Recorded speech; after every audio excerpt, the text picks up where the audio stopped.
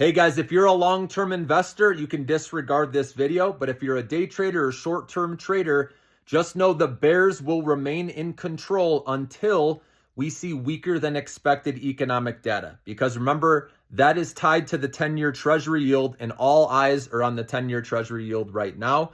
So the next opportunity for the 10-year treasury yield to fall is tomorrow morning. We have the PPI inflation report. Again, that's what the producer pays or the company pays to make their product.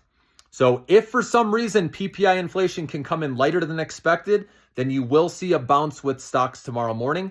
But I personally don't think that's going to happen. I think we all know the writing's on the wall that inflation is sticky, and the last month's PPI came in double expectations month over month. So I expect this to come in slightly hotter than expected. If it came in line, that would actually be decent, but I don't think it'll be enough still to bring the 10-year treasury down enough where we can regain momentum with stocks, okay? And so that's why right now I'm saying if you're going to trade, I'd be looking at the other side of the trade, doing put options, which means you're betting for a stock to fall, because the short sellers will be out right now taking advantage of this, guys, okay? So that's why I said I'm not buying anything, okay? I'm being cautious right now until I see weaker than expected economic data, okay?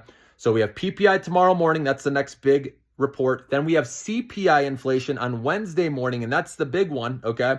And if that for some reason can come in lighter than expected, then we'll see a bounce. But again, I'm a realist. I don't see that happening.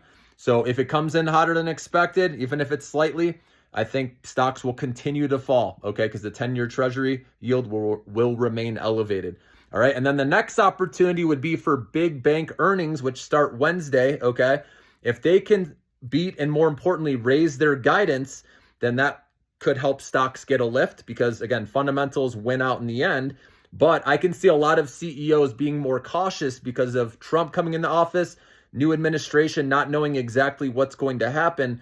So if we do see lowered guidance, that's going to be another leg lower with stocks. So for right now, I believe it's best to take the other side of the trade or do nothing at all. Remember, it's okay. You don't always have to be trading.